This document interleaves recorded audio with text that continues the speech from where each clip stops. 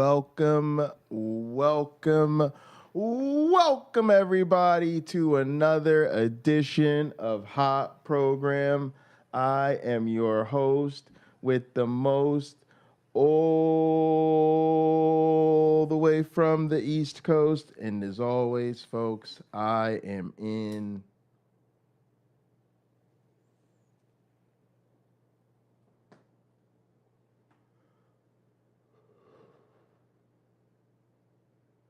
airplane mode. And now a man who thought the movie Terminator Salvation was about Jesus coming back to kill non-believers like in the book of Revelation. A man who needs no introduction. Boom. Connection is down. Okay, there I am. I'm going to switch over to my phone because my internet connection is. I don't have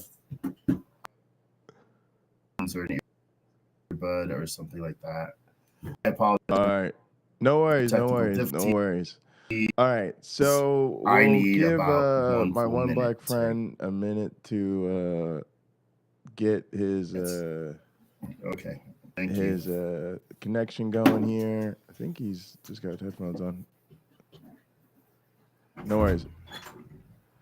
All right. We're going to be watching a video from Mindshift today. So while he gets that together, we can actually just check out the introduction video to this guy on his channel. So we'll have an idea who this content creator is. Turned out to be wrong. What if your beliefs and assumptions, what if everything you thought you knew turned out to be wrong? What if your beliefs and assumptions were challenged? What if you had to rethink everything from scratch? My name's Brandon, and this is Mindshift, and that's exactly what happened to me after 30 years of being a fundamentalist Christian. Since then, it has been a voyage of discovery for me. My only goal has been to follow truth wherever it may lead, and it is leading to new perspectives, new worldviews, and new philosophies. On Mindshift, I want to explore all the ideas that are associated with free thinking and skepticism. We'll cover a wide array of topics from atheism to agnosticism to different religions and deconversions and deconstructions of those religions, as well as a look at many other different kinds of ideas, concepts, and philosophies. We'll explore the big questions of life and examine the assumptions that underline our beliefs. My goal on this channel is to help show you the power and freedom of a mind shift. I want to help challenge your beliefs and your thoughts and the reasoning behind those beliefs and thoughts. I want to examine with you why we all believe what we do, how we reach those conclusions, and why we aren't more open to taking a look at the other side. I don't know everything and I am not an expert, but these topics are near and dear to my heart, and again, after my own deconversion from Christianity, I'm just excited to share with others what was able to happen in my own life. I'll be sharing personal stories like my deconversion, covering individual topics like free will or prayer or faith, etc., and hopefully getting to interview people from all different walks of life, hearing their stories, their beliefs, their worldview shifts, how it's impacted their lives, and ultimately examine truth as best we can. Thank you so much for being here. Please subscribe, turn on notifications, engage with me in the comments, and be open to looking at things. All right, gang. So I think he's I'm gonna guess here an atheist content creator. We're still having a little bit of trouble with my one black friend's signal. I see him, he's back in his seat, but I'm having an issue. My one black friend, if you can hear me, just refresh your browser. But yeah, he seems interesting. We've never covered anything from his channel before, so this will be a first for us. Although I'm very excited about the video. The video is just about shifts in evangelicalism based on like recent research. So we're going to be looking at some of the trends.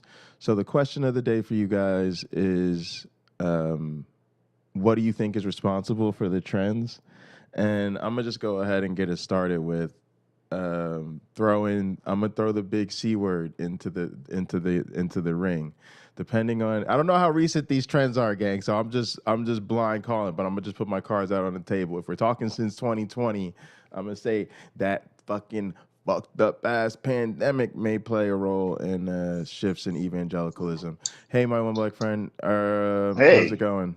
All right, so we just Yes, go ahead. I was just gonna say we just played a video, the intro video for Mindshift. He's a I think an atheist content creator. I dropped his channel in the chat. So he just shared that he's someone who deconverted, and he thinks people will be interested in his channel because they may be, having similar issues, and he sounds like a counter apologist, basically. So Okay. sounds like he's got a very typical story for. I did a little bit of that myself this week, so it's all right. But yeah, so I was just putting that on, and the video we're gonna do is called "Reacting to New Research on American Evangelicalism." So I'll go ahead and put that up here.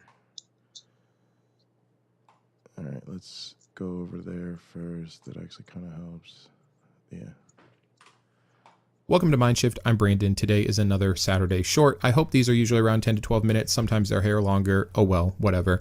I'm going to be reacting today to a clip that was sent in by one of you. Thank you for always doing that. My email's in the description of every single video, so please feel free to send me whatever you want. And this clip specifically comes from CBN News, which is like a CNN for Christians. It's a 24-hour news cycle online, and in this clip, we are going to be looking at them covering the decline of Christianity in America, specifically of an evangelical sense. I think that there can be some overreactions to the. Do you mean like shit they hear Christians say all the time, or counter or apologetics, Crystal?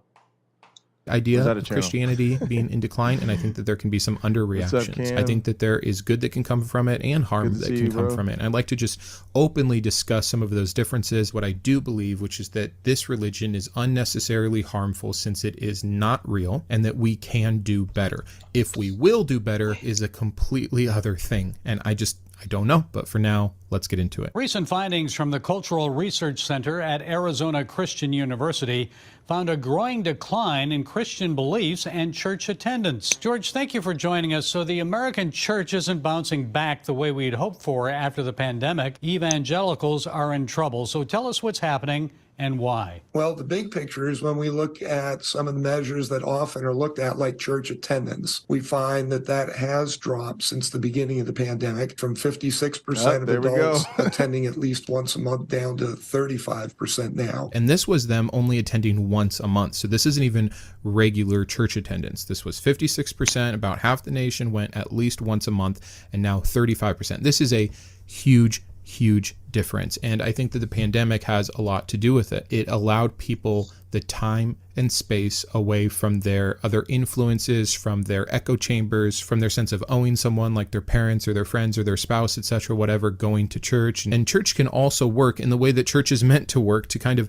reignite your faith on a weekly basis. There's other good reasons to do it, like to worship the Lord or to have community. Like, I'm totally fine with that. But I think there is an aspect to church, which is like filling up your car that is faith with the gas to get through another week. And I think a lot of people, when they didn't put enough gas in that car for a while, it just stopped working. So gang, I promise you I did not see this video ahead of time. I just, you know how it is. I see something I think it's good to respond to, so we react to it with you guys. But yeah, that was my guess. My guess, like before we started, was that a lot of it would be related to the pandemic. I also think part of this issue is the response. It's the response. I think people of genuine goodwill, who are good faith people, when lives are on the line, when people are dying, that is rubber meets the road time. That is okay. What are we gonna do?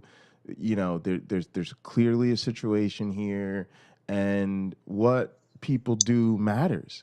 And when you see the church's response just be so selfish, just be, flying in the and look, I want to be clear too. Hashtag not all churches. Like I do hashtag not all Christians. I do realize there was a lot of churches that led the way and did what they could do and did but people are going to always respond to cultures, the community. The Christians, you're a team. You're you guys are. we're gonna react to the whole package, and so many churches were the epicenter of outbreaks. Were insisting. Were the first people to go back to doing things in person. Didn't social distance. And even and people got sick. People in those churches got very sick. Oftentimes church leadership got very sick. The leaders. Mm-hmm. Yeah. And so I just think that people saw that, and that was a big turn off, because they realized that there's something not going on in the churches that I think even felt Christ-like, right? Because I'm not saying these people deconverted, right? So for me, it may be, okay, well, that's a time to question bigger things, or as a non-believer, right? We watch that all play out very differently. But we're talking about this trend of less, presumably people who are less people going to church. Pandemic, I don't want to assume that those people lost their faith, right? We just want to assume all we know about them is they stopped going to church. And I think for a lot of them, that means they didn't stop identifying as Christians necessarily, but if that's the case, I think they saw the church doing something they didn't identify as Christ-like. This didn't feel like what, this didn't feel, it feels like the WWJD, they were going the wrong way on it. And I think people recognize that, and to their credit. Yeah. I think also what happened is people saw no change when they didn't go. If prayer was answered at a rate of roughly 50%, it continued to be. Some of those people that they went to church with that they didn't like, they didn't have to see, and that probably was pretty nice. The drive may have been long, and now they don't have to do it. And as you've heard me say this morning, I said it off air, but I think maybe there are people logging on to go see church, and that's why my internet's slow on Sunday mornings. I don't know. I'm having to use my phone, but it could be a number of factors. In 2020, I was seeing someone who would attend church online. She would watch it online, and she invited me, though she knew I was an atheist, to watch it online, and they were fascinated. Wow, we have an atheist joining us for church. I'm like, sure. I was invited, so here I am. And my goal there wasn't to beat up on their faith or anything, just participate with them. So I think those are additional factors that may be part of it. Plus, if someone was tithing and they were in a position where they, for some reason, needed the money more, again, there's no shift in their life that says that church is working, that God is working. So they may have, I wonder how many people became non-believers during that period of time. Certainly we can agree a lot of people became more apathetic because they had people that they loved that were dying. I was just about to ask about that. Yeah, regardless of how much they prayed. I have a neighbor who passed away, really great guy, super helpful, mentor type, and he's very helpful to me and a great guide to me. And he didn't last 3 weeks. It shredded his lungs in 2 weeks. And he was, he was being helpful to his family, and that's how he got it. His parents. And so it's one of those oddball things that no matter how penitent you are, it's not going to fix the problem. And I think we live in a unique time, Pocket Locker and audience, where the thoughts and prayers thing actually got made fun of for a while. And I was astonished. And I said to myself, no doubt, 60% of the people are probably believers that are poking fun at the thoughts and prayers thing. It's just they have a chance to be anonymous to do it. Mm-hmm. And they've been, I don't know. I think we're living in an interesting time where we're going to continue to see those numbers of church attendance diminish. And because of the way that American politics is, there are people that use religion, because it's useful, as a way to, I'm not a video game person, because there's probably a name for it, but it's a way to increase their health or something like that, to make them stronger for the political race or to get more support or something like that. But when you look at their life, they're not Jimmy Carter.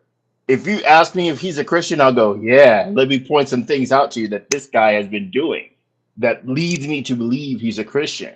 But I can't do that for Joel Osteen, right? I can't. He's got more resources, way more resources than Jimmy Carter. I can't even say that Osteen, who has probably 1 million people plus a week paying attention to him, they're not the same. They're not on the same level. They're just not. So I think you're going to find, along with the younger folks, realizing like, I don't think I need that. I don't think it's true. Pragmatic Crystal says your God is unnecessary, as we can plainly see. I think, Agreed. yeah, I think there's somebody on your, I think they're responding to somebody on your channel that I can't see because they're blocked on my channel. There's, you know, that's a, there's like a, maybe Christ brings a sword or somebody. I don't know. Is that who? Oh, his mouth is supposed to be a sword. So what's he going to stand up there and be a stand-up comedian, shouting clearly obvious things at people? I don't know. And Crystal, I don't know how to make somebody a mod on my channel or whatever. If you think somebody needs to go, if somebody wants to briefly explain to me what to do, I can go on there and block them. This isn't supposed to be something that's difficult or a tough time for anybody. Oh yeah, I'm not even sure.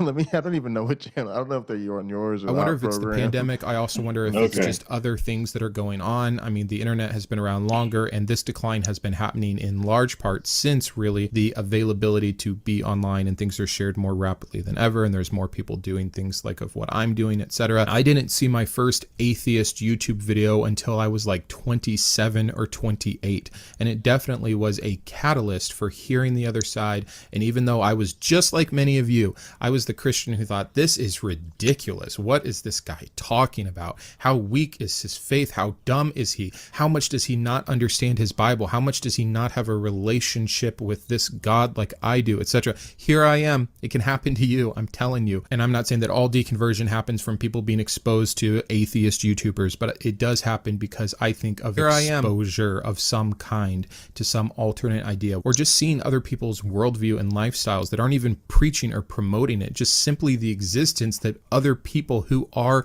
still people happen to not think exactly like you do. And again, I think that this just breaks down when you don't have that weekly church going. So I think that stat is really, really interesting. We look at Bible reading, we've seen as a decline from 37% reading the Bible outside of any kind of church events down now to about 33%. If we just look at those who embrace the name of Christianity, that also has continued its skid. We're down at 68%. I think that's something that we need to pay attention to. Two stats here that I want to focus on. One is 33% of people read their Bible. And by the way, like, imagine the person who says yes to that. They just did I'm going to open up and see what there is today, or maybe they're. So pause it. We actually just were watching the video of an evangelist who was saying that's kind of how she made her whole career shift. Was she just opened the Bible and the pastor spoke to her. It was, you know, it's a thing that Christians take for granted as the MO, but it's just unbelievable when you actually hear somebody say it out loud. You're like, oh, yep, that is the thing. The other person. Oh, go ahead. Oh, I did. I got Psalm 37:17. The Lord, wait, why is there a you there? I don't know. The Lord, you, the righteous, upright, honest, doing what is right and good. Urim and Thummim, objects. Oh, this is. I got the back section with the dictionary. Oh, that's hilarious. Well, amen. What truer place could there be? That's defining the faith. Yes. The other Bible reader I want to touch on is there's two Bible readers I want to touch on. All right, the one we'll toss away first is the person who really they said outside of a church service, right? All right, so outside of, so never mind, because that would have been the church service person. But outside the church service, it's the devotional reader, right? It's the person who reads their Bible as part of like some daily or weekly devotional ritual they have, which is just like not helpful because it's very similar to reading the Bible in church, where you're going to read, you know, pre-selected sections that are meant to sort of treat your Bible as an inspirational life coach or something, rather than, you know, any sort of meaningful theology. Nevertheless, actually dealing with the Bible critically or any of the issues. Yeah, all right, I'll roll it. They're following Psalms, and they read one pretty Psalm or one pretty proverb a day. And so that's why it's additionally hilarious to me when we look at things like Braxton's questions, and he's talking about how many theological books has the atheist read, etc. It's like, your own Christians don't even read their Bible. We have a nation of Christians. That's the second stat. It's still at 68%, which is pretty high. Yes, it's down. It's under the 70% mark. That's very interesting. And the decline is happening at an exponential rate compared to previously. But 68% of people say they're Christians, and within that group, a third of them read their Bibles. That to me blows me away, because as a Christian who took it seriously and read their Bible, I was under this idea. There is a God. He's the real God. He's the only God. He wrote one book, a collection of books. He wrote one thing for us, though, gave us one piece of media that was truly from him. This is what we have. Yes, we have all the theological books. Yes, we have all the pastors. Yes, we have all the interpretations. Yes, we have the catechisms. Yes, we have the church tradition, etc. But we have this canon. This should suffice, which is already another problem. And if I say I believe in the creator of the universe, and I say that I love him, why on earth would I not be reading this book? How many of you love a spouse, and if they wrote a book, you wouldn't even bother to read it? I can't imagine any of you. That pause the tape. That was a fantastic example. Gang, if your spouse wrote a book and you did not read it, there would be some issues there. Now, you could say something like, I got to be honest with you. If I wrote a book and I had a spouse, imagine both of those are big ifs, gang. If I had a spouse and if I wrote a book, there's a really good chance they wouldn't read it, because it would be a scientific, biology book that they're just like, there's technical reasons people don't read books. All right, but your spouse could still check for comma splicing. But we just mean like overall. People know what we're talking about. Yeah. Overall, about life, assuming it's not a freaking technical manuscript, assuming your person just wrote a book about life or whatever, or a children's story or something like that, and you just didn't read it, that'd be kind of weird. But no, it really is true that it's like God wrote a book for you, Christians, and you just seem to never get around to it. But there is a mentality that I sort of always understood, where Christians think that it's like the recruitment pamphlet. And, it's like, now the thing I think is relationship and identity.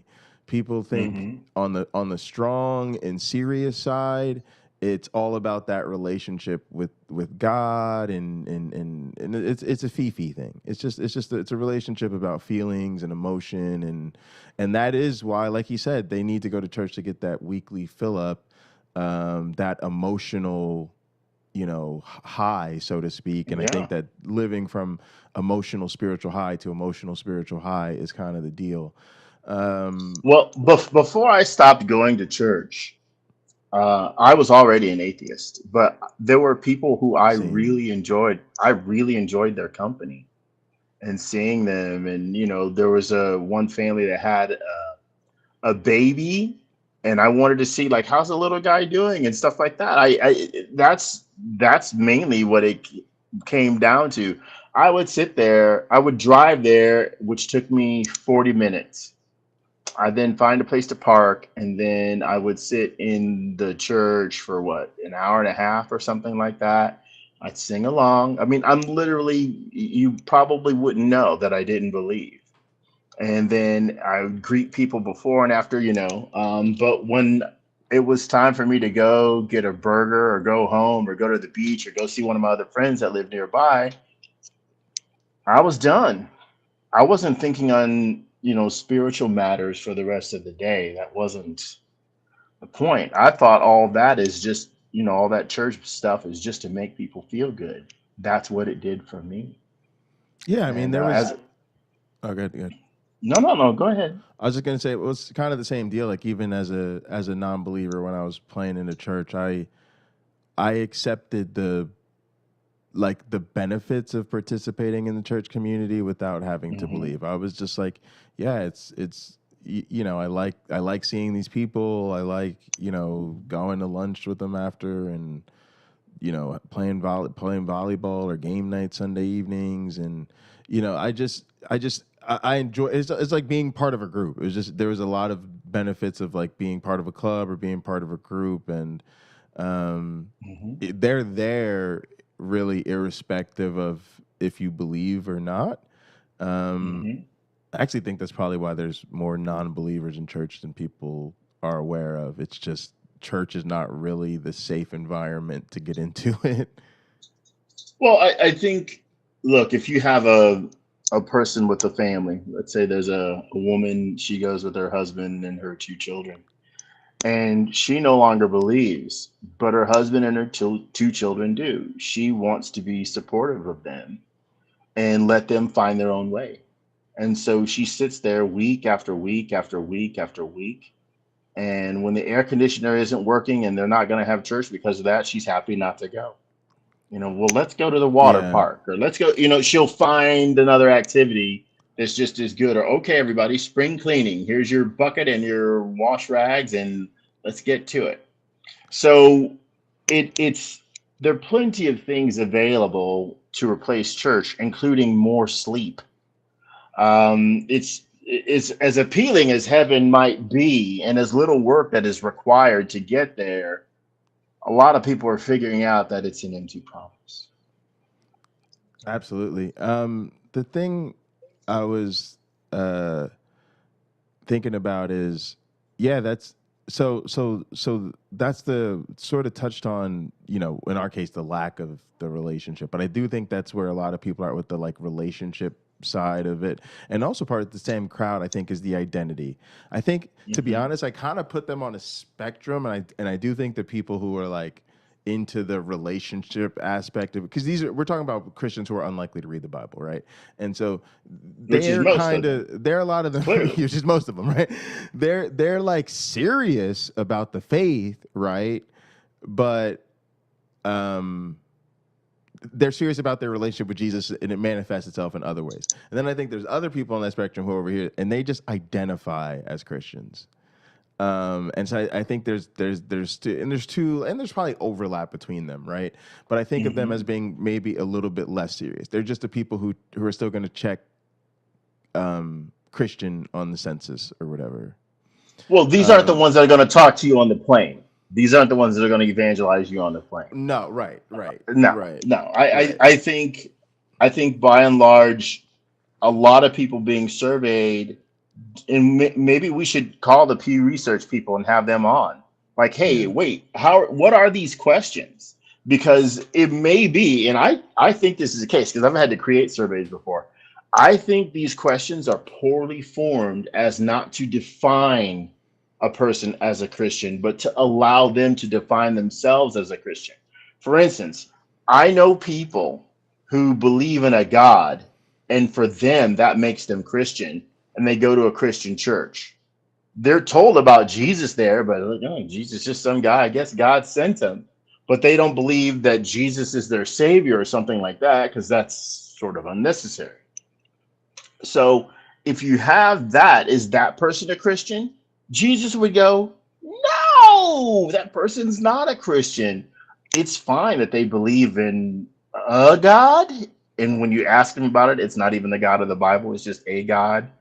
So it's just one of those weird things where if we don't define, or if Pew doesn't strictly define what a Christian is, then they're subject to get these people who are not Christians, but merely deists.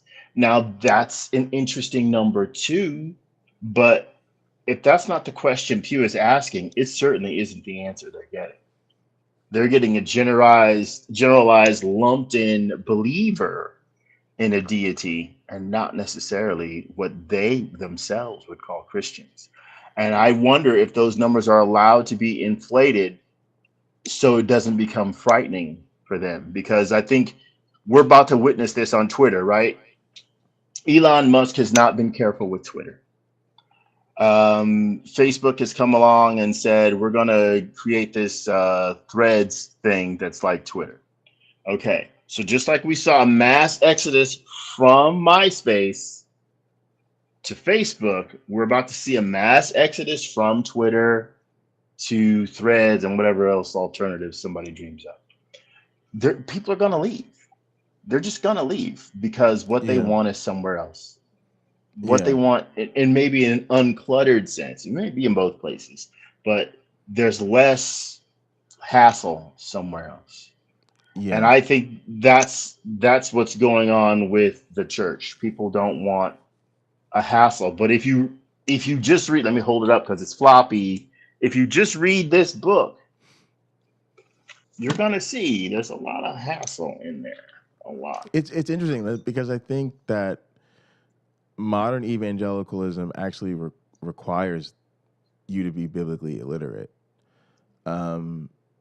You have to have a certain, I don't know, tooth and nail is the word for some reason that's coming to mind. You have to have a certain hardcoreness in you, like I don't know how much. Yeah, my grandparents read the Bible for sure, but they're Pentecostals, right? And they're hardcore Pentecostals. So whatever they've got in them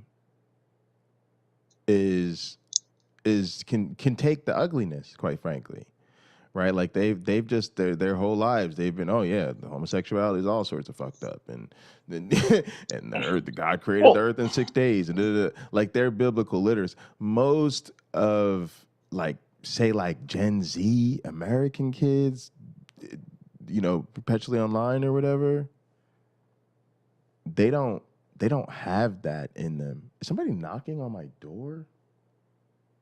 I don't know. On a Sunday? That'd be weird. All right, let me go roll this tape real quick. Okay.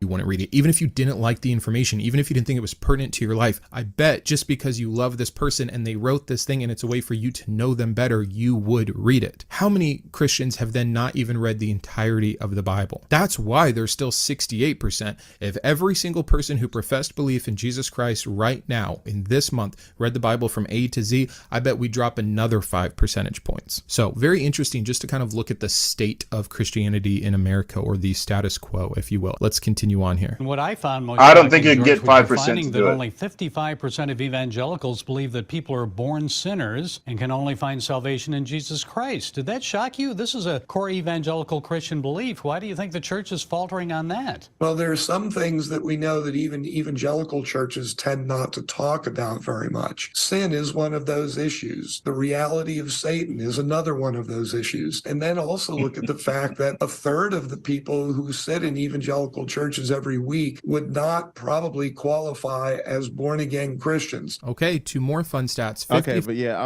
I'm kind of with them on this again, gang. This is because this is that tooth and nail I was talking about. This is the average Christian. I'm gonna just put it to you like this, gang. They're soft. The average Christian today is soft, and they are not really willing to ride or die on the hardcore truths of Christianity. They're not, that guy talking about demons and Satan and all that.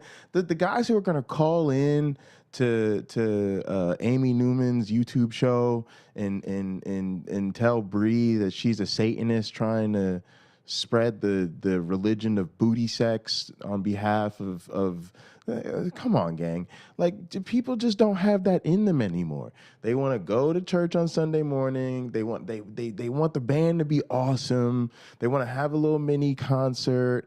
Then they want everybody tell them Jesus loves them and they're gonna be blessed, feel real good, and then go home. Like, they're not ready to hold the world to the standard of the hardcore Christians, which is why, and that's why that guy sounds nuts to most people. He sounds absolutely nuts.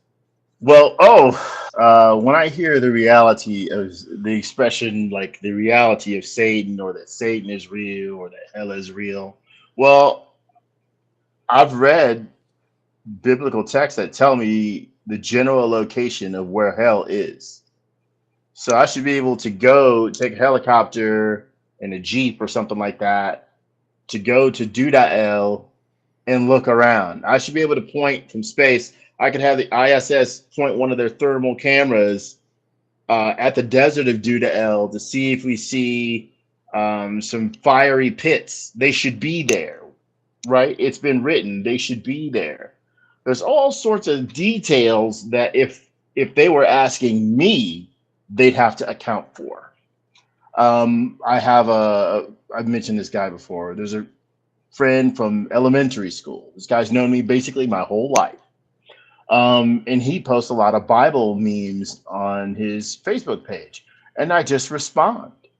And often I'm not saying, oh, that's a bunch of crap. I'm showing him a completely different verse that says the opposite of what he's saying. And the other week he says, well, see, you just proved the meme's point. I said, but I use the Bible to do it, about how people change what the Bible says. So the scripture you put up says that if God wants people to have what they're praying for, he'll give it to them, which we know is not true, right? Right? We know it's not true. And I put up the scripture where Jesus says, just ask in my name and God will do it. The Father will do it. And he's like, yeah, but see, he doesn't say if it's his will. I'm like, exactly. Someone added that later when they realized it wasn't true. When people probably were leaving because it was BS. Pine Creek put up a thing with, as many of you know, the Bible will give you in the Gospels the same story 2, maybe 3 different ways. And the clip that he put up on the screen, the quote he put up on the screen, talks about the end times. Well, if you Google the expression, or you use one of these Throckmorton's gospel parallels, and you look at the verses side by side, Mark makes a very plain meaning of it. And you can see how Matthew changes it because he's fixing it, right? He's fixing it because he says, well, this obviously isn't happening. We didn't see this change on earth, and we should have by now. So let me just add some additional text to obscure what was probably the initial meaning in Mark. Ministers routinely do this when they're up there preaching. They will routinely, they skip around so that it says what they want it to say. It's like pizza. It's spiritual pizza, everybody, where if they know the audience doesn't like anchovies may be mentioned, but they will not be featured, right? Anchovies are not the promise. Yeah. Extra sauce is the promise. Extra pepperoni is the promise, even though you're not supposed to eat pork. So, you know, that's how it goes. They're really just tailoring the message to probably their pockets. Right. Now, you know, they don't want to offend their biggest donors. Yeah. And here's where they get away with that whole deal and not being critical. What they will do is they'll use conviction. We were talking in our last video about how the black church shuts down critical thinking. But it's a similar deal here, right? Not just them. If I can get you to feel bad about something, then that serves as kind of like the heaviness. And so, you know, Christians are not gonna, they will get them, like you said. Like sometimes they'll put a little bit of sin out there, but it's not because they're trying to make the anchovies the feature. It's just because people want to feel like they've got some substance. They want to feel like something. And so they love to give them that superficial conviction. You know, it's almost like making sure people feel like they've got more work to do so they'll come back next time, right? Like, it's weird. There are ministers that will say they noticed church attendance drop when they didn't preach hellfire and brimstone. Keeping those people scared helps keep them loyal. Jesus is known for saying the truth will set you free. Well, maybe people are learning the truth and they're becoming free of churches, and fewer are going. When you tell me, this guy tells me something like 65% are Christian, but 33% or 30 whatever percent are reading the Bible, that tells me that 60-something% are not Christian. Yeah. That tells me, as I've been saying for years, the world has to be, or the United States, we have to be at least 50% atheist, at least. And that's because I think a great number of people are afraid to say it or don't know that that's what they are. Right. Yeah, and some of them, gang, some of them, all you have to do to bring it out is just ask the basic questions, right? Just look them in the face. So you believe an ancient Jew was born to a virgin, was crucified without committing a crime, was dead for sorry, and don't even do it like that. Don't put the whole story together. Take it one at a time. So you believe this man was born to a virgin, and let them tell you yes.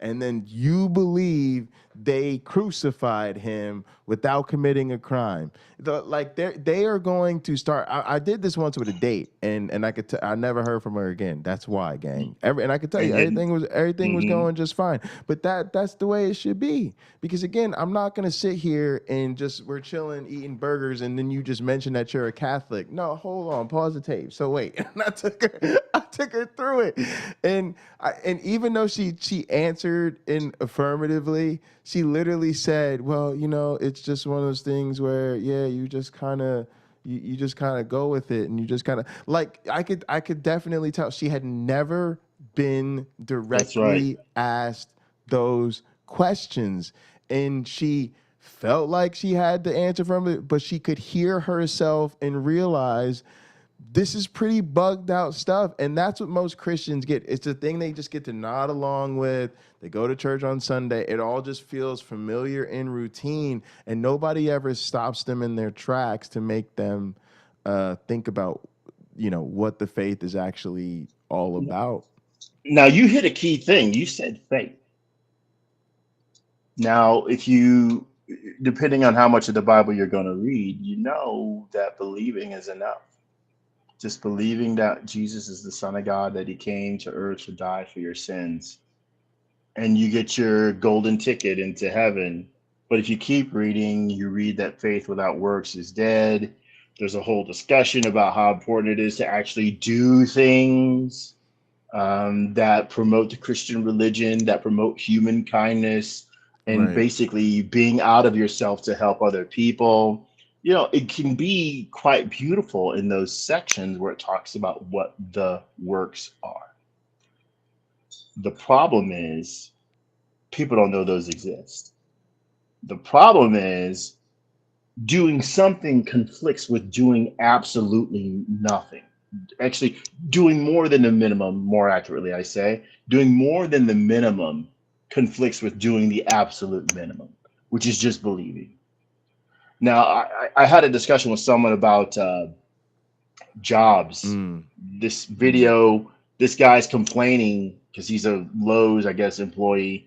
Someone asked him to bring in a barbecue grill to customer service that they were returning, and he's all pissed off.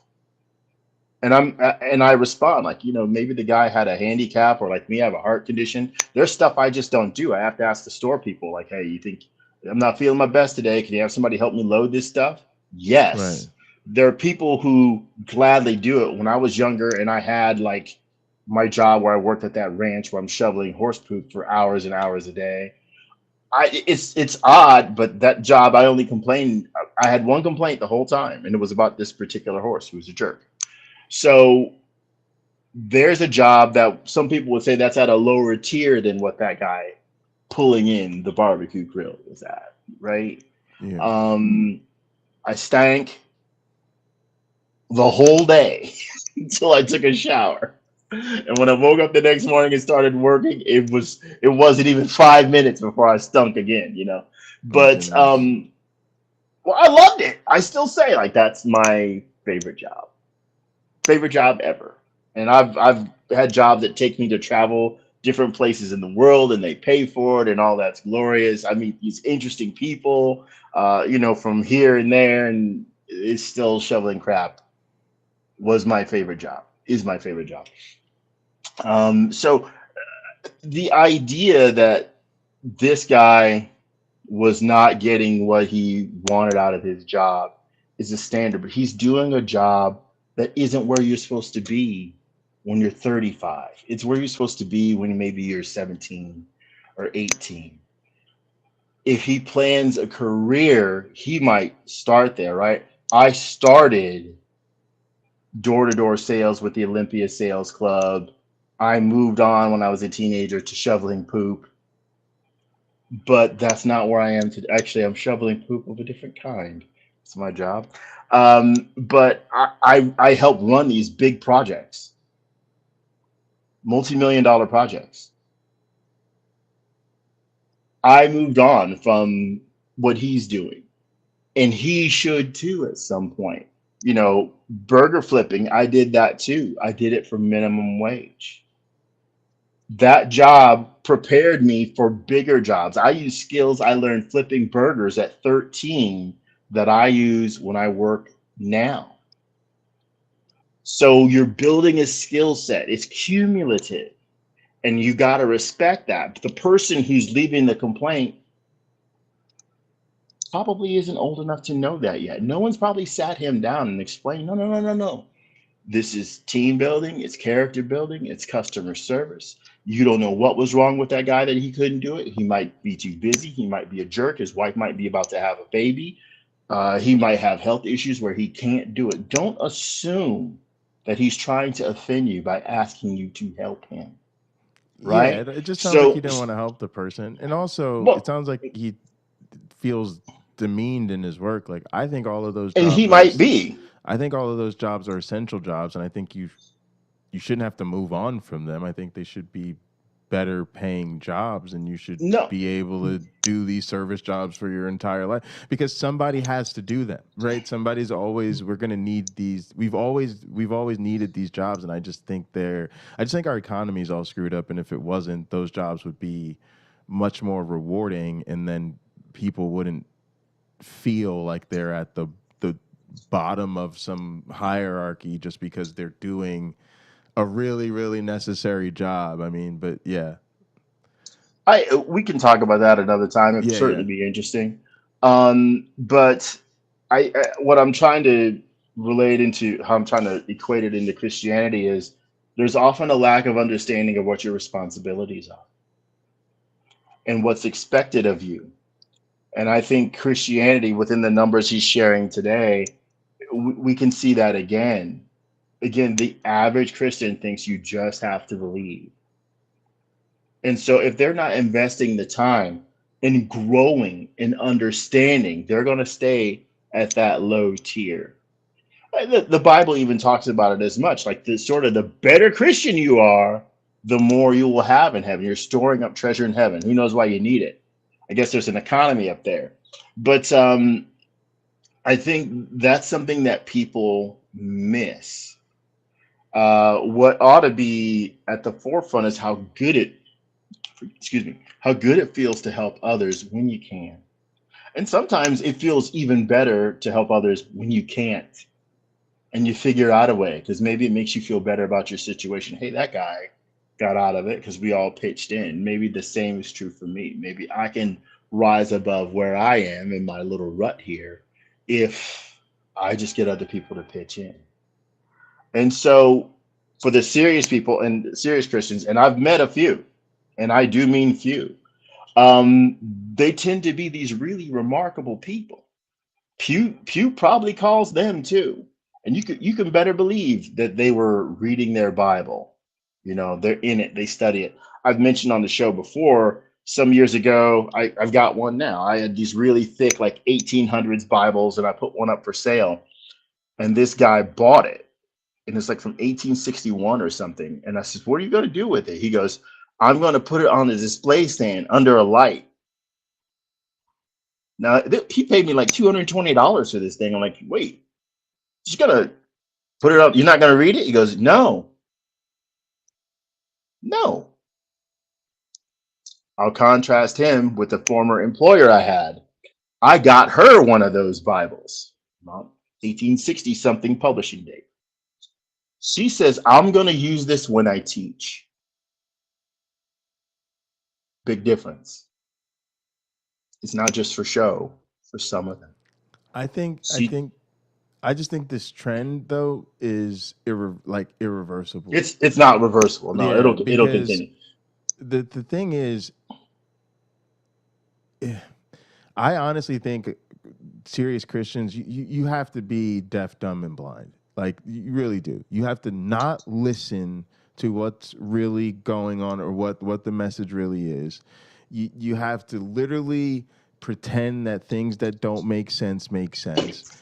And you have to literally not see what's right in front of you. And so I think for the Christians who, again, it's about identity or it's about the relationship and it's all wrapped up in this experience. If you have made it to a certain stage in your life, just, you know, from say growing up a Christian to like identifying as a Christian when you're in college, it is going to be very difficult for you to mature into a Bible reading Christian without having serious issue. Now, the other way, like, I think the older school, it was like you were supposed to read the Bible and you weren't a real Christian unless you read your Bible. And Bible reading. So you were kind of like that's why it's so hard to like believe the Christians of a certain age when they play stupid. Like, boy, you know what's in that Bible. You know that. You know all the nonsense that's in the Bible because you came up on that Bible nonsense like I did. But if you come up on an unbiblical Christianity where it's just relationship and identify and all of that, you can't convert them into people who are serious about the Bible because it's just a monstrous book. And also, I just gotta be honest, like the Bible's traumatic. Like it's a bad book. You know, I know people, it has a great historical significance and there's a lot of structure and all of that in there. Mm-hmm. But I think for people who grow up believing all that stuff to be true, or, you know, dealing with families who are in cults based on that book and all this type of stuff, it can be a very traumatic book. It isn't dry. It isn't exactly the most vibrant, like modern reading. It's just not going anywhere. The situation is not going to get any better for Christians. Well, I'm one of those Christians, former Christians, that when I read the Bible, I deconverted. It wasn't something brilliant that a non-believer said to me, right? It wasn't someone being very clever who doubted my faith. It was the careful consideration, investigation that I did on my own, because either I was going to believe it or not. It's that simple. I'm going to really practice this, really take it into my being, or I have to reject it, or parts of it at least, right? Yeah. Was there a King Solomon? Was there a King David? I don't know for sure. Even after reading the Bible, even after studying, if those were real people, because the Bible gets unbelievable in places like creating the universe in 6 days, which is at the beginning of the book, by the way. It's preparing you for the unreasonable. Is King David's life a model for me? I don't know. He was an adulterer. He was a murderer. He did all sorts of unsavory things. He was a thief. He was a bandit. You know what? Clearly not the path I should follow. And as I read the Gospels, Jesus sure seems like a con man to me. So if he existed, I don't think he was the best kind of guy to hang out with. So what do I do? I mean, was it Carrie Ann says? Yeah, I mean, this is what I'm saying. Crystal like, talked about this learning. is what I'm talking about, deaf, dumb, and blind. God kills everything. God murders everyone. Mm-hmm. He should have let the pine trees and cockroaches be done, but God he didn't. Authorizes and demands genocide. God has the Bible contains a handbook on slavery. Again, I honestly just get sick of playing this game with Christians. I really do, because it just shows you they want to have their cake and eat it too. They're talking out of both sides of it. They're so serious about their faith, but they refuse to get serious about their faith. Speaking about that, I listened to, actually watched it, which is rare for me, Dr. Josh McDowell, the son, talked with Frank Turek, and they were talking about transgender stuff. And I had to reply to Josh, letting him know, because he's really good at responding, just so you know, just so everyone knows. I'll let him know I couldn't disagree. I mean, I couldn't agree with Turek. And I said, try having some trans people on who are completely happy with their transition. Because there are lots of success stories. It's not just people who have regret. I would assume the numbers are small. That's why they look for the person who has regret. But for me, and I said even have Frank on, and I says, if you need to find out who a few of those people are, let me know how I can get them in contact with you, because we'll find them, right? And we'll send them to you.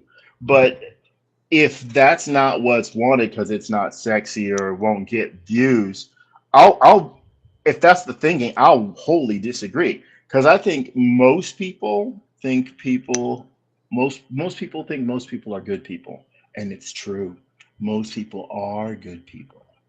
But if you've been vilifying one side for a long time, and you were wrong to do so, and people just thought you were wrong and they thought you were awful for doing it, if you show up one day, hey, look, here's Stephanie. She transitioned 40 years ago, something like that. Talk to her. Get real answers from someone who genuinely didn't have an issue, right? Genuinely didn't have the level of regret that is being referred to by Turek. I think Turek. I think he looks sincere. But he's a bigot. That's the problem. The problem is look, he's a bigot, and people need to just tell him to his face he's a bigot. I mean, look, I get this. I know that that's a standard argument. I think we've done that for years. I just think that experiment has failed. That's just me. It's just me. Me personally, like I think it's a lot, because this is the game they play, right? The game they play is, let me pretend this is not a misunderstanding, right? They go look for that extreme example. Yeah, they're bad faith actors. But if it was a good faith actor, if it was somebody who was just genuinely misunderstood, or let's say wasn't exposed, that would be the move. It's just in that particular case, I think those guys are 100% bad actors. Yeah. Let's go ahead. No, in defense of Dr. Sean McDowell, I think he makes an effort to be fair. I think he makes an effort to be charitable. Is it the strongest effort? I don't know as much about him. I don't know. I'm thinking about Frank Turek. I know Frank Turek. Turek? No, Turek.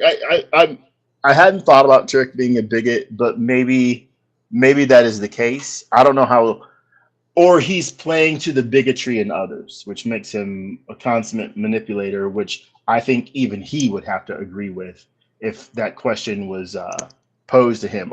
Do you manipulate people with what you say? And is that intentional? Going back to that's the problem. That's the problem. Is anybody but this is where I look. It's in the job description. People don't want to be real candid about this, but it's in the job description. If you are a minister, if you are an apologist, if you are an advocate for religion, you're a bigot, because your job is to get people to be serious about something that contains the bigotry, and you know it. They all know it. There's not a single person, again, because they don't ever say I don't know. None of them. You cannot poll a single American Christian and say, do you think it is okay for homosexual people to have relationships? And they will say, I don't know. None of them are going to say they don't know. Now, there are a lot who will make excuses for why the Bible says what it does, but they all know what it says. It's the same thing like if you poll them on atheism. They will tell you, oh, I'm fine with atheists. I don't hate atheists. I don't hate anybody. Jesus is the reason for the season. I love everybody. Ask them if they're okay with godlessness. It's like it's just word games to them. They know that they're not okay with atheists. Why? Because that's the last thing they would ever be. Why do you think they're committed to life, to Jesus? They're basically telling you, I cannot imagine being an atheist. Being an atheist sounds like the worst thing. Because again, that's the compromise. That's the deal. Like when they sign with Jesus on the dotted line, that's what they're signing up for. It is like signing up to play football and then telling us that you signing up for the football team means you're going to be the point guard of the basketball team. It just doesn't. It just doesn't. By definition, when you say I give my life to Christ, you're anti-atheist because you are literally proclaiming that it's not okay to not believe in God. So how are you going to turn around and then say, oh yeah, I committed my life to the God team, but I think it's perfectly fine for you to be an atheist. It's just what it is it's social lubricant. We all share a planet. We have irreconcilable differences. Honestly, we really do. We really have differences that cannot be reconciled. And to be quite frank, we can't get along in the aggregate, but we have to get along in the interpersonal, right? It's like cats and dogs. They ain't never gonna play too well together, right? So, but in your house, your cat and your dog have to learn to coexist. You see what I'm saying? That's right. And that's what it is. So there's all these things that we say, all these rituals that we have that allow us to sort of just, take the tension down so that we can get along with each other. But in the aggregate, like Christians and atheists ain't ever going to play in the same sandbox. Well, it's just not gonna happen. But we're way off topic. Let's see what these guys have to say. This is fun. 5% of people believe that people are born sinners, and a third of people attending church service, which is already a pretty small amount. What was it? 35% of Americans are going to church now. So gang. A third of that aren't considered true born again Christians. Which I won't open the can of worms with the true born again Christians, but I got a comment. And I knew this, and I hadn't really just vocalized it. And I wish I would have during the Braxton video. But the whole concept with a true believer is more problematic for the Christian than anything else. Because if that is possible, to believe you are saved and then to actually not be, then how does one not give that possibility to themselves as someone who considers themselves a true believer? Do you see the problem there? But I'll skip over that. Let's get to the 55% thing. I agree with this man's assessment. This is a big problem, though. That is fun. But he skipped it. We'll let him. The reason that only 55% of evangelical Christians believe that they are born sinners is because the other 45% have a morality that has surpassed the Bible. And they have gotten there because the church did get too afraid to preach this thing that is so clearly ridiculously harmful. Yes, I agree. Many churches are going away from the actual scriptures, from the actual doctrine, because the actual scriptures and doctrine are too offensive. It is very ridiculous to talk about a physical Satan, an enemy of God. They're either oppressive or they're just not up to they're not good explanations. Of Christians that God made, that God knew would fall, that God has given ownership of the earth to, and allows to mess with you, the believer. He has actively created this situation. And if you think about it too much, it becomes highly problematic to the problem of suffering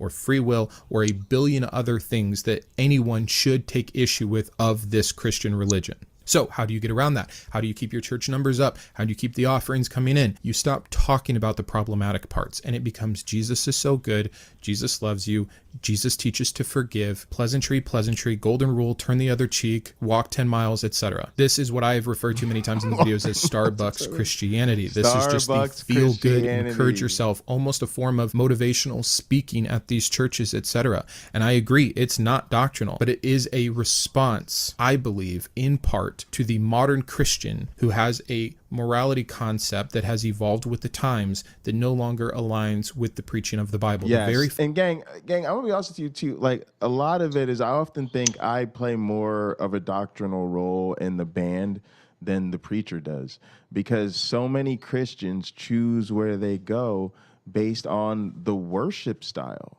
right? And then when you get into, again, they're not reading the Bible seriously. They're obviously not going to read all that other stuff about the theology. They care very little about this like nuanced sermon series these pastors want to do. Their theology comes in large part from the music, gang. It comes from the other things in the culture where they get the messages. Even when you hear, I think as a lot of believers, I don't think it's just the musicians that this happens to, but even when you hear certain things in scripture, it reminds you of the song. You know the song, and then when you read it in the passage, you're like, "Oh shit, that comes from this psalm." Or connecting the dots. You're like connecting the dots. You halfway forget it's a song. Like very good people could tell you. Everybody knows "Amazing Grace," how sweet the sound that saved a wretch like me, right? Mm-hmm. How many people know what scripture that comes from? I mean, like nobody, like people don't. So what am I getting at? Like, that is really a lot of who's in the sanctuary. And I hate to say this, but like, this is the way it has to be now because it's competitive. And so a lot of those churches, the more serious ones, those are the ones that are drying up the fastest because there's no charisma. There's probably no good music. Sometimes there aren't even instruments. So you have to be about that life. You have to be willing to show up on Sunday minutes and we're going to sit here and sing these dry ass hymns. And then this man is really going to get up here and preach to you for 45 minutes about the deepities of the theology. Yeah, them churches are aging and aging and aging because there's just no new life into them. The churches that are growing are the churches that are competing with Planet Shakers, and they're playing popular Christian music. Like when you get in there on Sunday morning, I'll be telling them all the time, like in the worship team, like you have to be playing the hits. Like it's popular music that you either play it or you're not. So you got to play that. You got to have a certain worship style. You got to have all of that, or else people are not going to get the experience that they associate with like the powerful emotion that that hit that they're looking for on Sunday morning. I would like to suggest a future episode, and audience, feel free to make your suggestions. We should do a Christian music episode, like the Jesus Christ is my N-word song, and other times where they've turned a rap song or something like that into a church song. The South Park, those guys are brilliant. There was an episode where Cartman and some friends decided to make a Christian band so that they could become super rich. And it was pointed out that you just take a pop song and where it says baby, say Jesus. Yeah. and then it'll be yes. Yeah, and you could do the other way. Like we used to take songs when I went to Cat School, when I was in I guess that was like 6th grade. It would be me and this other guy named Jason. I had a classmate named Jason, and we both had a crush on this girl named Casey. And so we would be in school mass, and we would do this thing. We stand next to each other, and every time they sing Jesus, we would put Casey. We would sing Casey instead, and it works. It works just the same. Matter of fact, that's what somebody had said is actually people who are serious, like. It kind of makes church feel weird because they realize that church songs are really becoming like love songs. They're like pop songs. They're like R&B songs. A lot of them, even in a way, they're songs. They're the type of music you associate with intimacy and club and all it is. Mm-hmm. And now you're like singing them same things about Jesus. And for a lot of people, it doesn't really feel quite right. But they're the ones who are overthinking it, and most people don't think about it that much. The fact that we are born broken, that we are born sick and sinful, that our nature is hateful and wicked and depraved. People don't like that. Broken. It's an awful place to start from. How hopeless, how damning. Well, no, Brandon, you don't understand. The hope then is in Jesus. Jesus is the one who gave you that nature. So again, people have figured this out, and the only way to keep the small amount of people still coming into church and the small amount of people still reading their Bibles is to water this down more and more and more. So we're not going to watch any more of the video because I just watched it and it really just gets into, oh, the culture crept into the church and it's attacking homosexuality amongst other things, etc. And I just think it's unnecessary, and I don't think that his answers here are good for what are the implications of this. And so that's how I want to end the video. I want to talk about what are the implications of this. Church is good for some people for some things. I'm not going to deny that. Religion is good for some people for some things. But my position is more, I recognize that there's good from it, but there is a natural byproduct that seems to me to be unavoidable. Maybe not in an individual, but definitely in a group at large. And within that mode, I think that the negative outweighs the positive. So can someone get a sense of community from church? For sure. Can someone be encouraged by their small group? Absolutely. Can someone's fear of death be alleviated by believing that there's an afterlife? Of course it can. But the opposite of all of those things is also true. So this is kind of interesting about what I was just saying too, because what I was saying is like, you know, we have real irreconcilable differences at the group level, yet we have to make it work at the individual level. And what he's saying is kind of adding to that, where it is very selfish. The religious, the whole religious enterprise is very much about personal benefit. And so the benefit actually only accrues at the individual level, yet at the societal level, at the social level, I think it's largely a negative. The other thing is, I think context matters, gang. You know what? If the KKK was just a small backwoods group that, you know, got together in some town of less than, 3,000 people in rural Tennessee 3 times a year, had a cookout, talked about how much they hate black people, and went home, nobody would know or care, right? They became a group of national prominence that was ubiquitous, seemingly everywhere. They infiltrated the highest levels of business and government and society, and they absolutely terrorized black people. Period, end of story. And so once that became the context, yeah, we had to shut that down. And we continue to have to fight them every turn. Every time they pop up a little bit, nope. Oh, another one popped up. Nope. Oh, some imitators popped up. Oh, we got the Proud Boys. No, all of them. All the KKK, the neo-Nazis, anybody that's in that flavor, we shut that down. Why? Because we know the context. And this is what the deal is with Christianity. We live in a time, again, we saw how y'all responded to the pandemic. Look at what is going on with our queer community. Look at what's going on with the repealing of women's rights. Look at what is going on with this conservative Supreme Court. Christians, your time is up. You had a chance to show us what you would do if you gained a modicum of influence, and y'all drove the car into a tree. You don't get to drive next time. You don't get to be the drivers anymore. You get to put your asses in the back, and we will tell you when we get where we're going. It's been 2,000 years. They had time. You've had time. You've had enough time. Your time is up. Our time is now, like John Cena would say. It's just and so we can't afford to play anymore.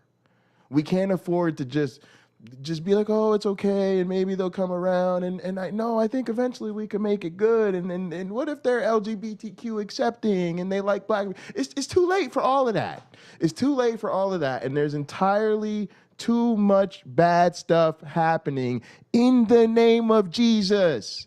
In the name of Jesus. So we have now to speak out against this in a more public, organized, social way, because we are in a time where we need to get religion off our necks, because it's traumatizing us. It is a problem.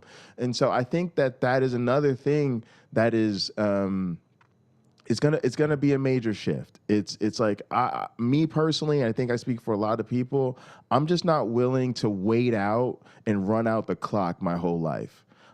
I don't know. I may have to live in a democracy, theocracy, hybrid thing, or whatever we're doing right now. You don't. The rest you of my can life. Move. Oh You yeah, can well I'm move. trying to move. But yeah, but I'm definitely gonna be fighting back against it, right? It is definitely not going to be because I went down without a fight. I'm not gonna put my life on in this hold pattern.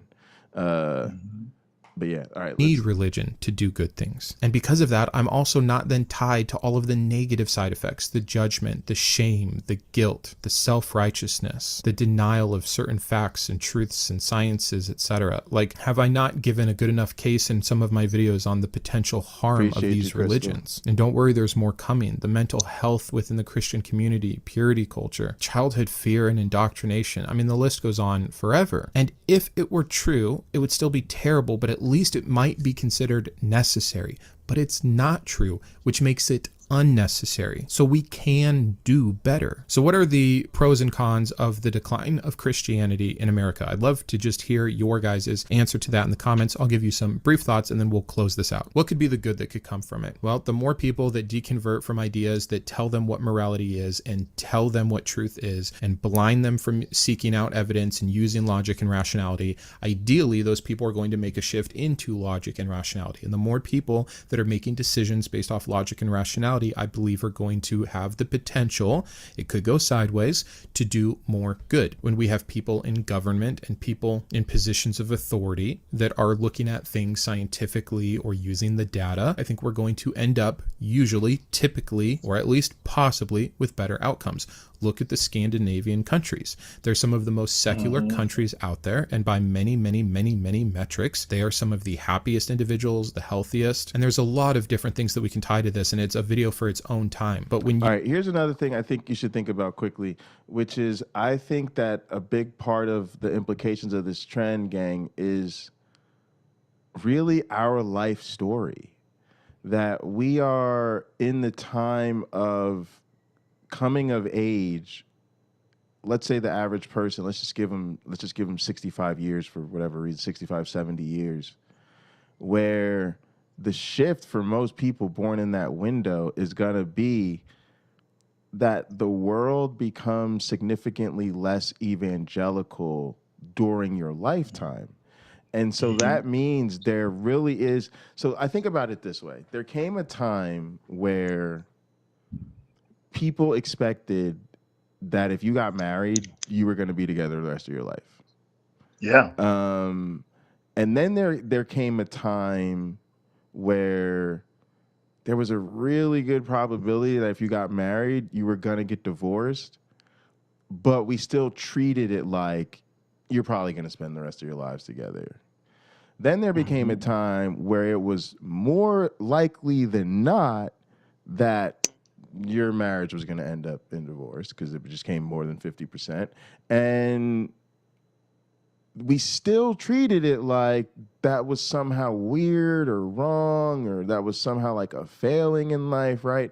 And now we've mostly gotten to a place where, like, we wish you all the best. We hope you'll be together for life. We'd all be happy for you.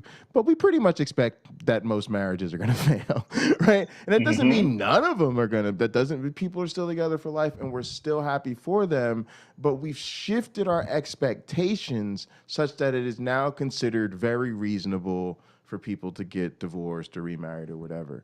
And I think that hopefully is a big part of this shift. Is like society needs to wake up and realize it's really likely that people, they're raised in the church, they start in a religious family, and at some point in their life, they're no longer reading the Bible, they're no longer identifying with the fundamental claims of the faith, they're no longer attending church on Sunday, and at some point they just stop identifying as a Christian. It's just going to get to that point where there's just so many people that applies to, that it's no longer a phenomenon that you can treat as weird. Like, you can't act like that's just something weird, right? Because a lot of us probably feel that way. I know I feel that way a lot of times. Like, there's something weird about me and my family. Why am I the one who deconverted? Why is right? And now I'm like, if I count the younger cousins coming up behind me and da-da-da-da-da, like, there's just going to come a time where it's just not that weird. It's just, yeah. Look, my family, I have a family full of believers. I have one aunt who is an agnostic. Great way to put it, Crystal. I'm the atheist. Everybody else identifies as Christian. They're fine. We're fine. My aunt will throw it in people's faces. I tend not to. I just, you know, I don't view things spiritually. Everything doesn't have a spiritual reason or spiritual outcome for me. I'm more facts based. Show me, or here, let me show you. And so much of our lives and interactions has nothing to do with religion. And that, I think, more people need to realize. So little of your life has to do with religion. Me helping other people to the best of my ability isn't tied to a religion. I'm not trying to store up treasures in heaven. I need to focus more on storing them up down here, that's for sure. But I'm just a generous person. That's my nature.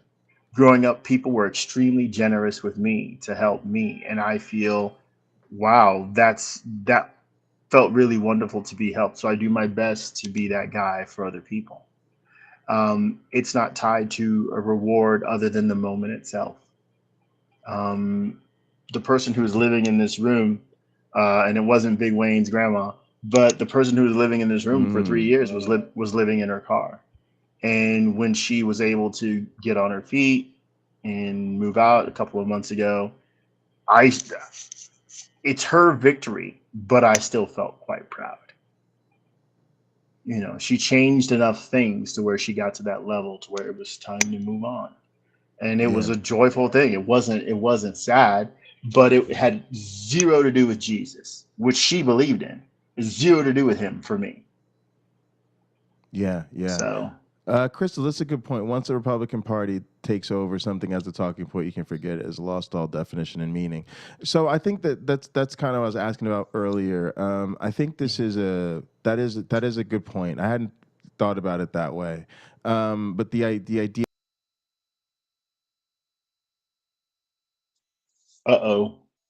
Pocket Locker, I can't hear you. You're frozen. Everything is frozen.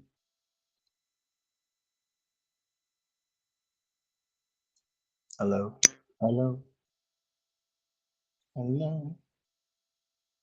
Be right back. Frozen. Well, I guess I'm still here, people. You got me.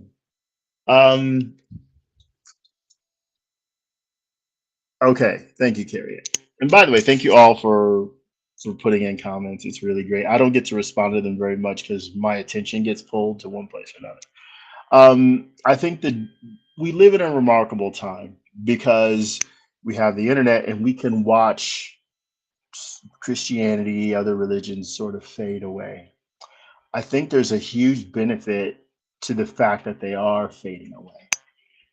We can now work together as communities to create a generalized morality, if you will, moral system.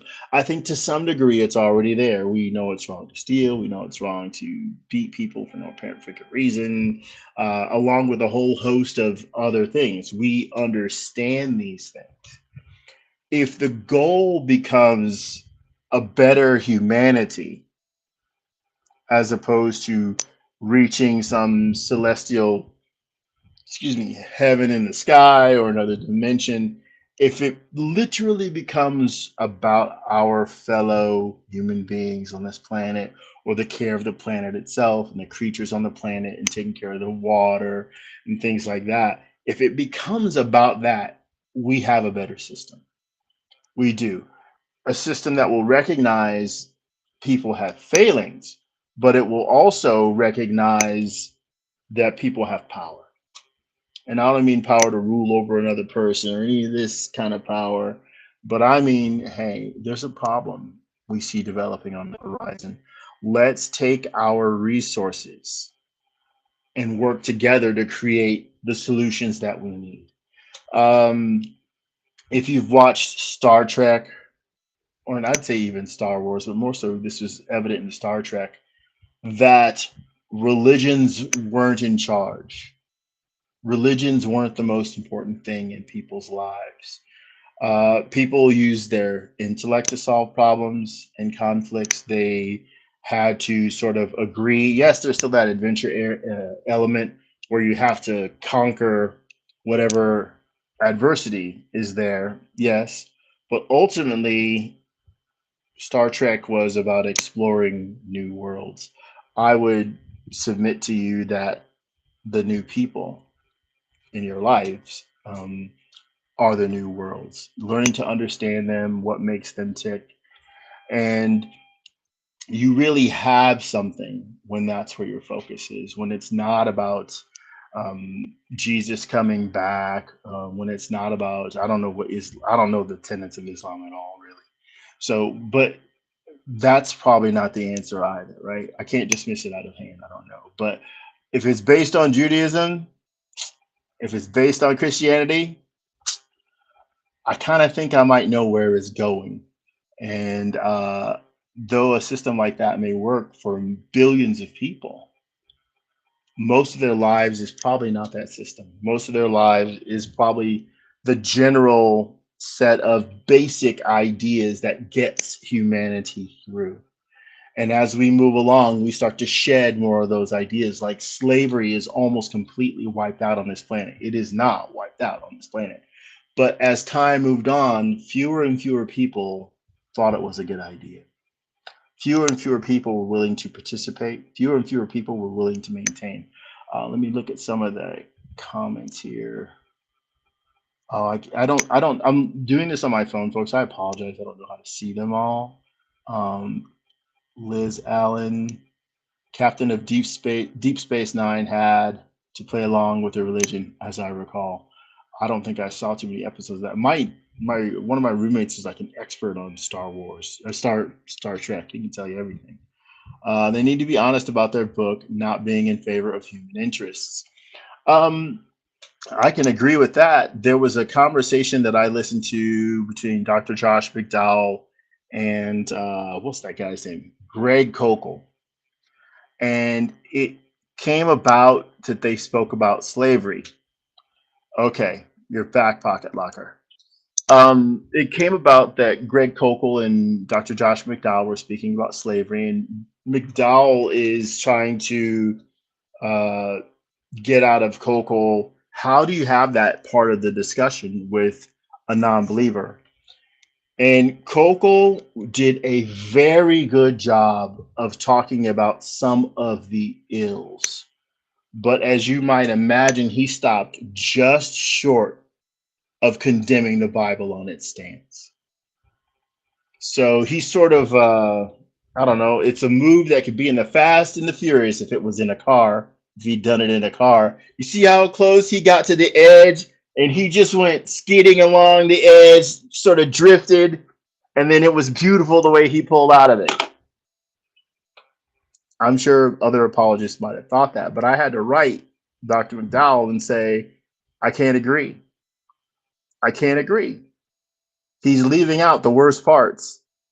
But that's what we see. And I think that might be another reason, Pocket Locker, why these churches are emptying out, because people maybe to some degree are Googling and they know what's in that book and they know what they philosophically, morally, and even spiritually. Well, yeah, like you said, the internet. I mean, all a person has to do is say, "What does the Bible? What Google? What does the Bible say about this? What does the Bible say about that?" And you know, it's kind of right there. And then the Christians are constantly reminding you. So this kind of touches on pragmatic Crystal's point about the Republican Party, which is a subtle one, because the idea is, once the brand becomes associated with the baddies, right?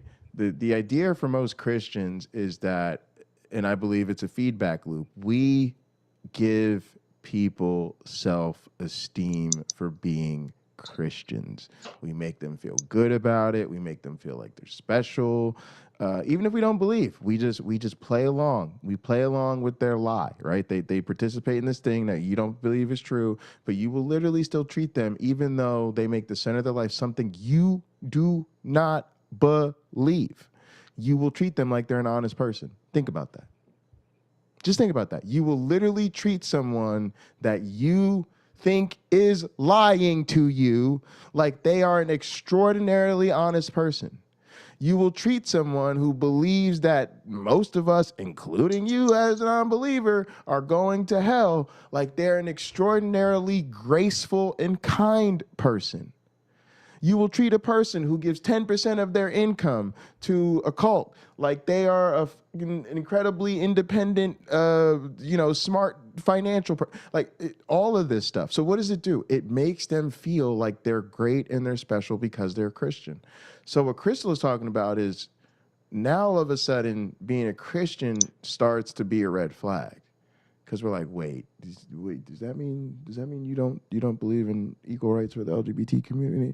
Does that believe you think women are inferior to men? Like, does this mean you're an apologist for slavery? And it doesn't necessarily. Here's your belief packet. Here's your belief packet. Here's your manual, right? And right. And this is just the frequently asked questions, right? Every website has the FAQs, the frequently asked questions. These are frequently asked questions. But now, right, because of the association with this crazy conservative political movement, for the average American evangelical, that becomes what we're associating with you. And I do think that that's part of it. Like, in other words, they're suffering a lot of reputational damage by association with this Republican Party. And I think it's merited. I think what you have to, this is what I mean, for Christians to be reflective, and again, if you're this reflective, you're probably no longer going to be a Christian.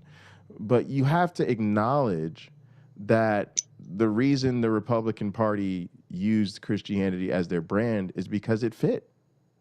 It fit the bill for their particular brands of bigotry, for the ways they wanted to go about things. If it wasn't in other words, if it wasn't in the book, y'all wouldn't have been such a great voter pool for them.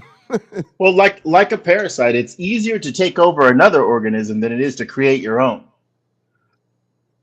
So that's all. I mean, I saw some video, it was a while ago, about the Republican Party's platform.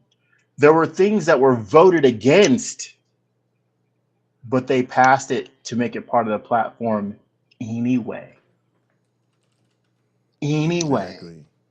Now, to me, again, I've talked about, I'm probably going to end up being a politician in the next 10 years, probably. But I would have to say to my political party, I'm not going to go along with this if I don't agree with it. And I would have to tell while I'm campaigning, look, the party line is this, but I'm not doing that. I refuse. I think that's the wrong way forward. And I think there are a number of people who would agree with me and respect me for that. And the rest of them who didn't like that about me would have to see in what other ways might I still be an ideal candidate. Clearly, I'm not an ideal candidate in every way for them. But there will be ways. Go ahead. This is so interesting about this Republican Party and how they can contribute to how they're contributing to the downfall of Christianity, because Thank you. The reality is becoming those people can't get elected. Right. So me and Liz Cheney don't see eye to eye on pretty much anything. Right. But Liz Cheney found herself in a dogfight against a MAGA retard. Right. So I had to send Liz Cheney a few dollars. Now, gang, I'm not rich. I probably sent the woman $5 or $10 or, a couple times, whatever. But it's like it was like I'm doing what I can to help. We don't agree on everything. But I would much rather you be here than to see this Senate swing even more towards MAGA. But gang, think about that. Even with the support of clearly being the more reasonable, moderate Republican that we can all sit down and have a conversation with, even with support from independents, even with support from progressives and leftists, they can't beat the MAGA people. So then what's happening is there's like this feedback of radicalization, because all the people who do speak up and they're like, oh, well, I'm just not going to toe the party line because y'all have kind of lost it on this. They get rid of them real quickly.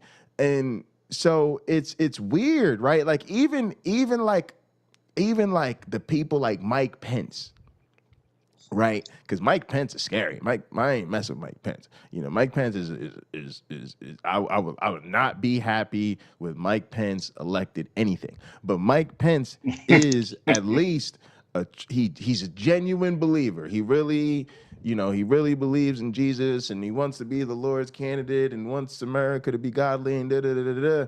And again, like he can't get enough of a MAGA bump to get over the big red retard. So it is an interesting thing where it's like they are sort of redefining what it means to be conservative, what it means to be part of the evangelical Christian movement, even though the leader of all of this, Donald Trump, is not evangelical at all. And we all know that.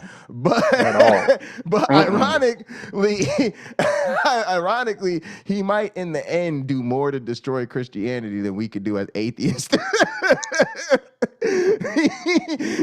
Well, I don't know that that's the case. I think for him, he can just avoid answering questions. Oh, I can't tell you what my favorite scripture is. Faith is deeply personal. When there's 1 Peter 3:15, which he should always be ready to tell people the reason for his joy, right? Why he's so happy to be a Christian. But he doesn't know that, and he can't do that. There's a lot he doesn't have to know because the people, I guess, in a way, writers know this. You project certain things in what you're writing, and you, instead of telling your audience, you let them work on that. You let them figure it out in their mind, or you let them fill in the blank. I used to write screenplays, and the screenplays when I began writing were very different than the last ones I wrote in the fact that I described less what characters looked like, because one of the criticisms I got was, to some degree, let the audience fill it in their minds, because a casting person is going to put this person in there. True. And it's true. It's to some degree, it's sort of nondescript. We can watch villains in a show. I think a show that does villains well is Foundation, where the guy that plays Day, the character's name is Cleon, but Day is a specific designation he has. So that character is a great villain because you see him trying to sway people to his side. And he doesn't think he's wrong all the time, but there are times he knows he's wrong, and he is willing to deceive the people around him. He is willing to deceive billions upon billions of people because he perceives that it is important that he maintains power. And through him being in power, that means that there must be unity, just like as a byproduct. Yeah. Hey, I'm in power. There must be unity.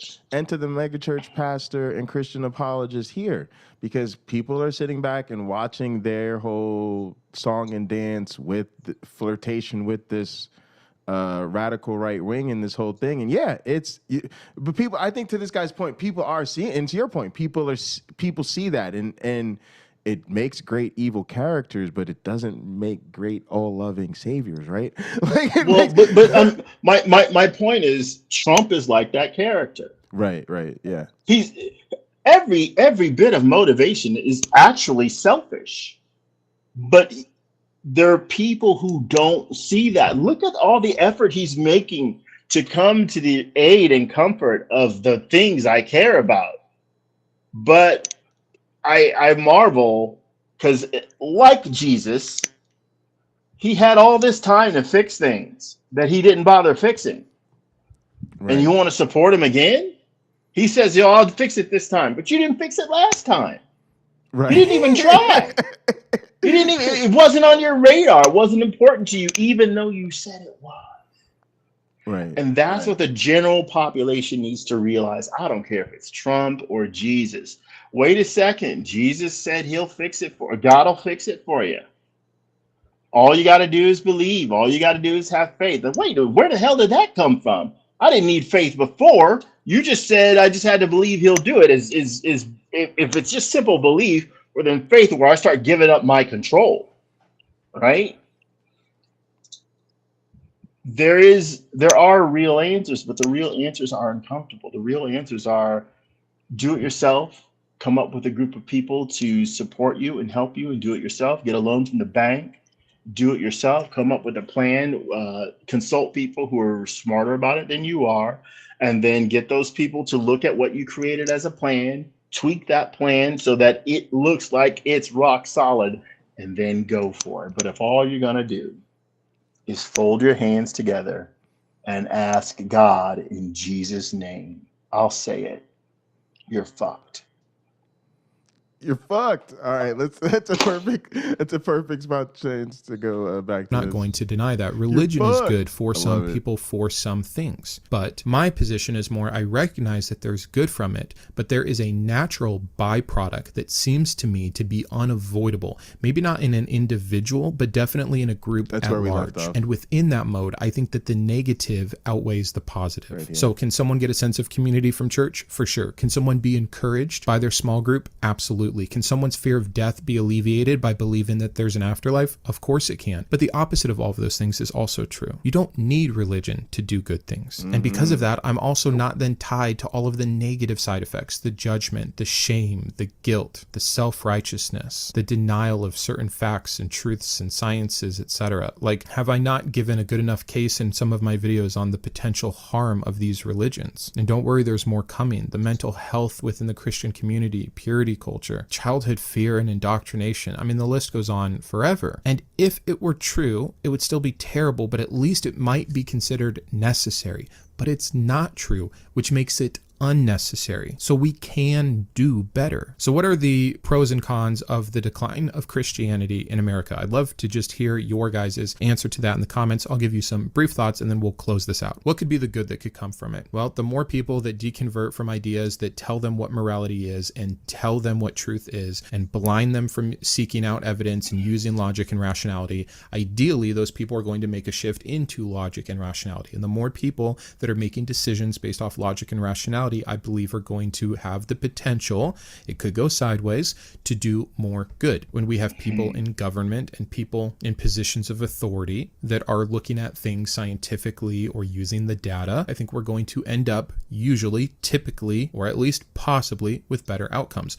Look at the Scandinavian countries. They're some of the most secular countries out there, and by many, many, many, many metrics, they are some of the happiest individuals, the healthiest, and there's a lot of different things that we can tie to this, and it's a video for its own time. But when you let go of the idea of a God and of prayer doing anything, and of faith filling the gaps, etc., it creates action. But again, we won't get into a country comparison right now, but the stats are out there, and I'd encourage you to look them up from yourself from objective sources. Whether it's disease, death, divorce, depression, anxiety, etc., they seem to all be higher all amongst religious countries in general. And it almost doesn't matter what the religion is. And I think that there's good reason and correlation for those things. So my hope would be that as we get less religious, we get more rational. And as we get more rational, we get healthier. But I recognize atheism, rationality, logic, none of it just automatically means more moral. You can have an atheist with horrible morals, and you can have an atheist with amazing morals or a high sense of ethic or whatever you want to call it. You can also have that with the believer. Even if objective morality were true, it doesn't mean that people objectively follow it. So I don't understand the claim that believers are just going to be better. They're not. They commit crime at the same rate. They divorce at the same rate, in some places higher. They have abortions at the same rate, in some cases higher, because of the shame and guilt that would follow for premarital sex and things of that nature. I mean, it's just ridiculous to say that you're a better person because you're a believer. You're not. People are people are people are people. A fear I have is that in the short term, why we find out how to replace religion, that we're going to end up in a middle ground that can be quite unhealthy for people, especially why many people are still religious. I think that's kind of the spot we're in now. Look at the comments on my deconversion videos and things like that, and listen to the people sharing their stories about how hard it is, what their parents are doing to them, the people that have been kicked out, the people that have lost loved ones, the people that are not allowed to see their children anymore from their other spouse, the people that have lost their friendships they've had their whole life and now are so lonely and depressed. Eventually, if no one were to believe in this religion, I think we get away from that. But is there going to be this middle ground, this transition period where I think a lot of people are going to hurt for a long period of time? I do. And that's part of the mission of this channel, is to help people cope with that and understand that and find the right communities and come out in the proper way and things of this nature, to set people up for the best chance of success outside of the grasp of religion. So I fear that, and I don't know how long that transition period would be. The other thing I fear is that what it's going to do to the Christian right, what it's going to do to the radicalized versions of Christianity as they hang on in their death spiral. Will it make them go further? Will they see it as the end times and become more bold? Will they see it as a rallying cry for more control and more influence, etc.? I think that in that regard, it will get worse before it gets better. But if there can be a place where religion has been gone and is gone to such a norm that we're not dealing with the consequences of the fallout of that religion, I believe there we will have a better place than we have today. We're not at the tipping point yet. 68% is still very high, and the percentage of that really believe is extremely vocal and large. And so I think it's going to be quite a while before those scales really get tipped more evenly and then really start to even go the other direction. Tell me your thoughts. Is all of this going to be... All right, so I will say that these are the two of the, concerns I think are legitimate. One is, and it is where I think communities, like, there's some people need community in there, because regardless of how you feel about it or what you may have been normally, it's like, if you're part of a church, then you're part of a big community. That whole thing becomes very intense. And so if you're gonna walk away from that or leave that is gonna definitely feel like a sense of loss. And so it really is important to find a new community. That's why I think atheist community building is really important. Even on social media, like, I think people are too quick to denigrate parasocial relationships, or the type of thing you might have with a creator or something like that, or just the friendships, the real friendships and meaningful relationships you can have online. A lot of people find, you could fall in love with somebody easily, that you meet online without meeting them in person. So I living think, proof. yeah, I mean, I think a lot of us have been there. So, I think that's important, because I think a lot of times you just wouldn't have those people in your life if not for social media. So I guess I'm saying, I think that if you don't, denigrate your ability or like undermine your own ability to form relationships, you'll be able to make community with people in a way that you probably wouldn't have been able to, 30 years ago or whatever, before we had the internet and social media. And then the other thing is, and I keep saying this about a lot of the groups you hear them go after, especially if you listen to the way that they go after the queer community, they talk about them being demon possessed. They talk about them pushing a lifestyle that is not godly, that goes against God's word, and all of this type of stuff. And I always say, well, and grooming. They accuse them of grooming too. Yeah. Well, I always say, well, what do you think they would do if the actual movement was to get rid of God in the public sphere? What if you think, instead of it just being if the group that we were talking about was atheist, if we were actually, in other words, what I'm getting at is, they are implying that people are ungodly when those people's identity has nothing to do with God.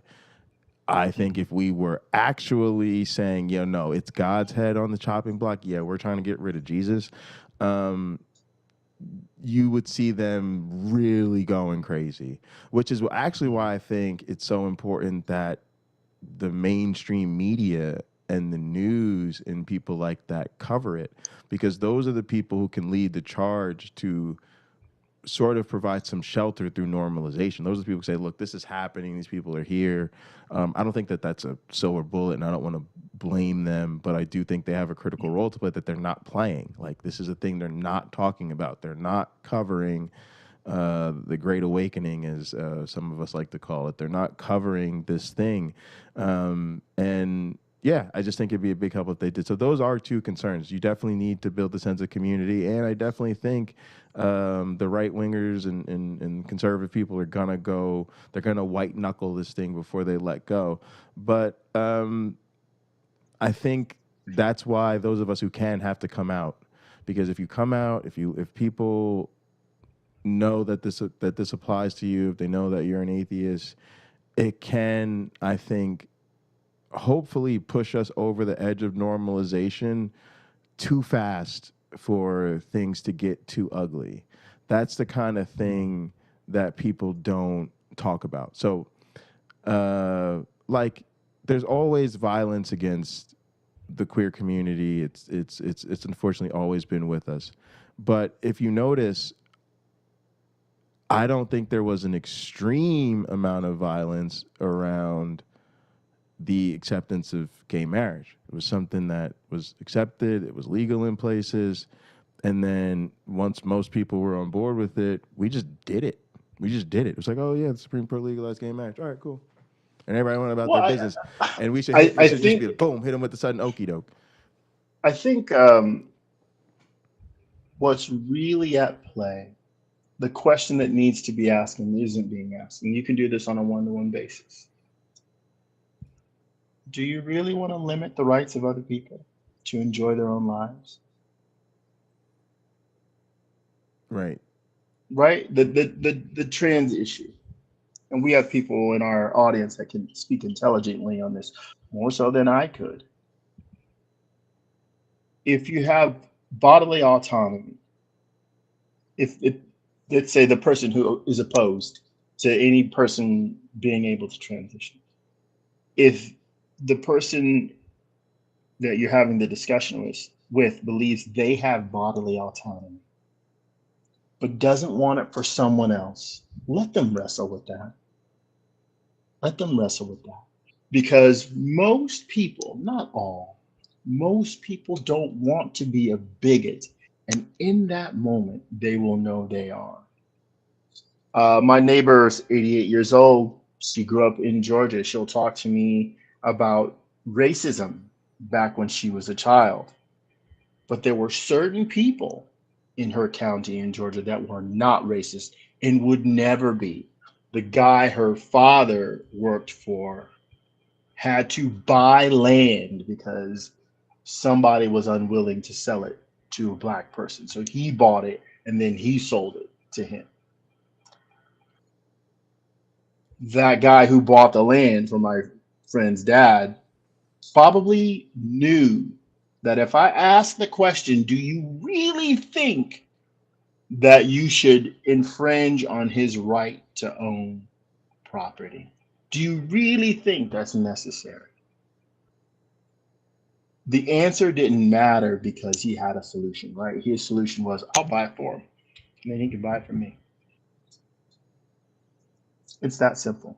Sometimes the solution is that simple, but we as atheists, when that is the issue, we have to focus on showing that person a mirror, holding up a mirror to their face. What makes you think you have the right or the power to oppress other people? Then what's the benefit? Yeah, the problem is the book. The problem is the book is the why they oppress other people, and then but yeah, it's divorced from the damn book. Okay, there's a great question in there somewhere. If the Bible didn't say that homosexuality was a sin, would you be opposed at all to people being gay? That's a good question for them to answer. The Bible is opposed to mixed fabrics, too. The Bible is opposed to working on the Sabbath. You could die for it. You could be killed for it. There's a whole slew of things out of those 613 commandments that person does not know about or care about. And you could ask those questions in a way where you're setting them up to agree with you, even though the Bible disagrees with them. By the way, that clicking noise might be this chair. Oh, it's so. Yeah. If I can't hear the noise, I must be the noise. Um, something of that nature. And I apologize if it's No, no, uncomfortable for I some think people. it's a buzz coming from your, I think your headset or something. But That might be. These are Bluetooth. They're only so yeah, good. yeah. Let me shut this fan off in here. But go ahead, Pocket But Lock. yeah, no, we're good. We're good. Let's wrap it up because I gotta get to my meeting and we're through the video. So Okay. yeah, no, this was good. This is these are these are encouraging numbers, right? Hmm. And it is interesting to think about how you could potentially, like I said, I think the good thing to take from it, and maybe that you could share with with believers rather, is that this is happening. It's like Uncle Bobby always says, this change is happening whether you want it to or not. Yeah. And I think a lot of people may not be clued in as to the fact that a lot of people are actually leaving the church, they're leaving their faith, they're not taking the claims that seriously. And I think that may invite them to examine where they're at in a way that they Hmm. haven't before, because so many people just don't realize that it's even possible. Yeah. I think ultimately Pew's going to get better numbers on this because they'll ask. Maybe I should write to them and say, "Hey, how are you determining whether or not someone is a Christian? How do you know what Christianity means to them?" Because like I say, I've had so many different conversations with people around the world, and I'm told like atheists are like what 15% or something like that, and maybe with the nuns included, we're 29% or something like that. I'm like, there's no way. There's no way I meet this many atheists if those numbers are true.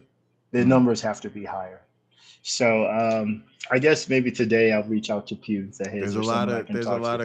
there's a lot of closeted atheists out there, Well, and people categorize as something else.